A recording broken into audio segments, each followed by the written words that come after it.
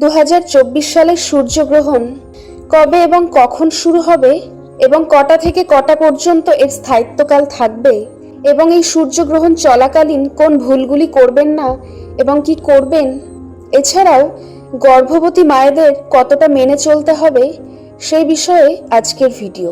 শুরু করার আগে নতুন প্রিয় দর্শকরা চ্যানেলটি সাবস্ক্রাইব করবেন। 2024 সালের 8 এপ্রিল ঘটবে এই সূর্যগ্রহণ। এটি একটি পূর্ণগ্রাস সূর্যগ্রহণ হবে।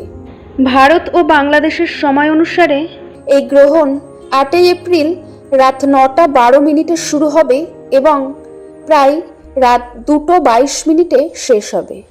এই সূর্যগ্রহণের মোট স্থায়িত্বকাল হবে 5 ঘন্টা 25 মিনিট। এটি বিশ্বাস করা হয় যে 50 বছর পর আবার এমন দীর্ঘস্থায়ী সূর্যগ্রহণ ঘটবে। পৃথিবীর সমস্ত অঞ্চলে এটি এই বছরের প্রথম পূর্ণগ্রাস সূর্যগ্রহণ হবে। পূর্ণগ্রাস সূর্যগ্রহণ অর্থাৎ গ্রহণের সময় চাঁদ পৃথিবী ও সূর্যের মাঝখানে থাকবে। চাঁদ যখন পৃথিবী ও সূর্যের মাঝখানে আসে তখন সূর্যের আলো কিছু সময়ের জন্য পৃথিবীতে পৌঁছয় না, ফলে পৃথিবীতে অন্ধকার নেমে আসে। একে বলা হয় পূর্ণগ্রাস সূর্যগ্রহণ।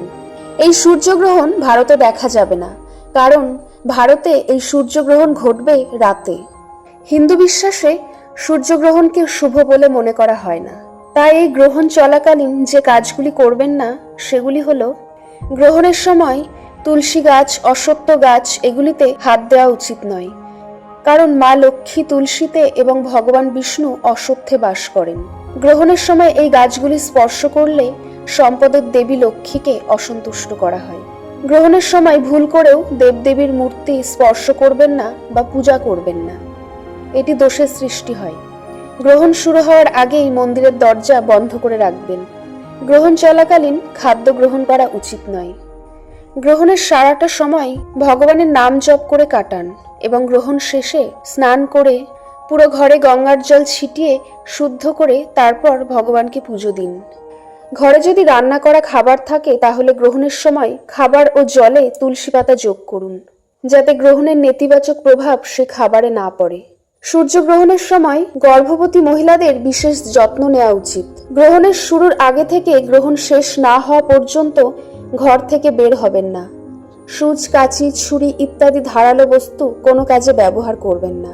কোনো খাবার দাবার গ্রহণ চলাকালীন খাবেন না গর্ভবতী মায়েরা, শুধুমাত্র জল পান করতে পারেন।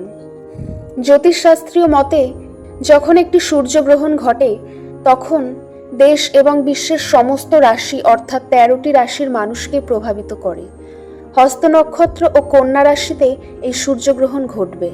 এর পাশাপাশি বুধ ও কেতুর সঙ্গে চন্দ্র কন্যা রাশিতে অবস্থান করবে। এই পরিস্থিতিতে কিছু রাশির মানুষ মানসিক চাপের সম্মুখীন হতে পারেন। তাই যেহেতু সূর্যগ্রহণকে শুভ বলে মনে করা হয় না, তাই সেই সূর্যগ্রহণ সময়কালে সমস্ত নিয়মাবলী খুব সাবধানে মেনে চলুন, যাতে কোনো ব্যক্তিকে অসুবিধায় না পড়তে হয়।